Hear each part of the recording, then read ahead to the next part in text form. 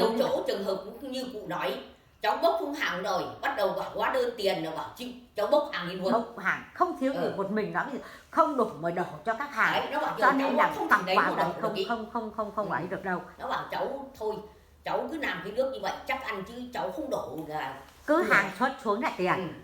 Đấy, nó bảo là cháu cũng mấy vụ như vậy cụ ạ. Coi là đổ hàng xuống bắt đầu đưa hóa đơn coi là bảo chưa có tiền, cháu bốc hàng đi quay đầu luôn. Thì bà tính là nãy có khi cả xe hàng được có dăm trăm nãy mà mấy chục triệu tiền vốn. Đấy. Bây giờ mày chịu thì coi như là mấy chục triệu tiền vốn người ta chết đấy. Mà có phải là bảo mày chịu độ 5 ngày 3 ngày mày giả đâu. Có khi sang năm bằng giờ mày chưa giả địch ra mẹ có mà bây giờ họ không chơi đấy. Tôi nói cho các chị biết là thôi đừng nói gì. Thằng Tám tôi sơn nhà cho 65 triệu, ngày biết bao nhiêu vàng. Bây giờ 65 triệu được mấy chị. Bây giờ đã giả đâu. Thôi mà đấy, hôm qua thì bảo người liệu thằng này dục đi.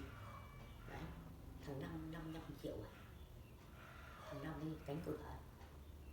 Cánh cửa cho cái nào? Không khi nào. Cánh cửa với lại ánh đất cầu thang là 55 triệu này. Từ tháng 8 tôi nó nói chuyện với biết chứ. Vậy có khi thật chứ. Tháng 8 tôi 65 triệu thầy.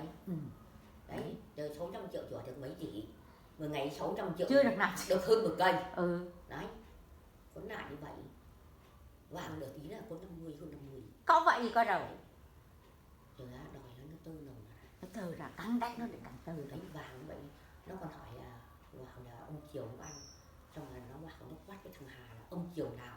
Nó bảo bác nói nó mới hay.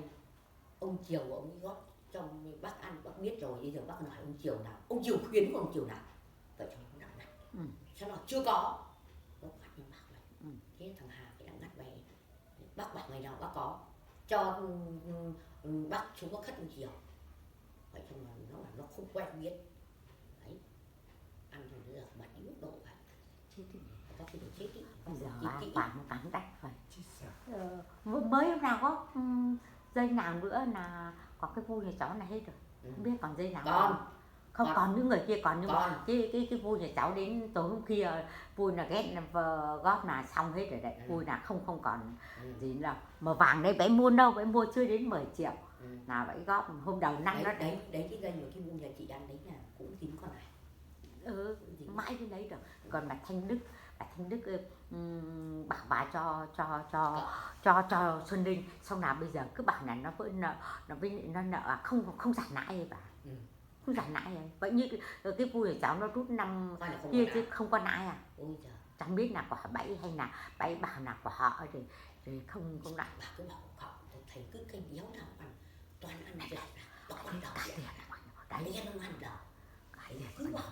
Cứ bảo họ không biết họ không biết có đúng hộ người ta. Xong là đến lúc bây giờ xong chúng nó bảo vậy thì bảo cứ bảo cái người ấy vào đây. Bảo cái người ấy vào đây chứ lý do mà